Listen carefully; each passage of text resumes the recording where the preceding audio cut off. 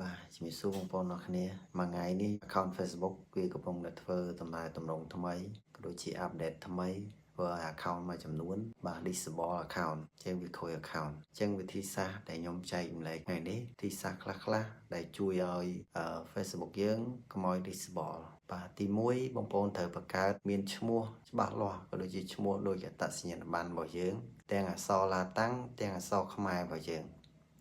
ហើយថ្ងៃខែឆ្នាំកំណើតបងប្អូនត្រូវដាក់ឲ្យដូចនឹងអត្តសញ្ញាណប័ណ្ណយើងដែរហើយមួយទៀតបងប្អូនកុំ comment កុំ share ផ្ដេសផ្ដាស់វាអាចធ្វើឲ្យការ share របស់យើងឬក៏ការ comment របស់យើងនឹងវាអាច spam អាចអីចឹងទៅហើយការផុសក៏ដូចគ្នាវាអាចជាប់នឹងវីដេអូគេឬក៏ផុសគេអញ្ចឹងទៅហើយមួយទៀតបើបងប្អូនមានលទ្ធភាពបងប្អូនគួរតែverify tick ដើម្បីឲ្យ Facebook វាចាប់ពីព្រោះដោយសារតែ verify tick ក៏ជួយបានល្អដែរសម្រាប់ account យើងកាន់តែរឹងមាំហើយបើបងប្អូនមានដូចជា Gmail បងប្អូន connect ជាមួយ Gmail បន្ថែមហើយនឹងមួយទៀតមាន Instagram បងប្អូន connect ជាមួយនឹង Instagram បន្ថែមទៀតទៅដើម្បីជួយឲ្យ Facebook account Facebook របស់យើងកាន់តែរឹងមាំពីព្រោះកាលណាដែលយើង connect mail connect Instagram ទៅក៏ជាការជួយមួយ account របស់យើងរឹងមាំដូចគ្នាហើយមួយទៀតការបង្កើតបងប្អូនត្រូវបង្កើតលេខទូរស័ព្ទណាដែល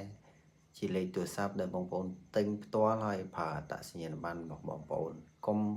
បង្កើតលេខអ្នកដទៃឬក៏លេខដែលអត់ប្រើអត្តសញ្ញាណប័ណ្ណរបស់យើងអាហ្នឹងក៏អាចប៉ះពាល់ដែរពីព្រោះដំណើរតម្រង់ថ្មីនេះគឺចាប់ច្រើនអញ្ចឹងមានអ្នក page ធំមួយចំនួនដូចជា Facebook មួយចំនួនកំពុងតែខូចហើយអ្នក page ធំក៏កំពុងតែបាត់ follower ជាដើមអញ្ចឹងទៅអញ្ចឹងចំណុចខ្លះនេះដែលខ្ញុំចែកម្លែកនេះបងប្អូនអាចយកទៅអនុវត្តបានវាគ្រាន់តែជួយខ្លះទេអញ្ចឹង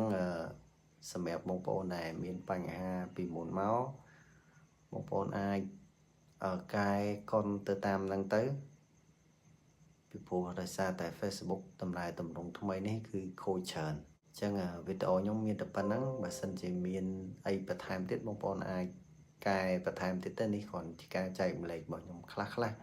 តែជំនួយទៅដល់កុំឲ្យ account Facebook របស់យើង disable បាទអរគុណជំរាបលាបងប្អូនអរគ្នា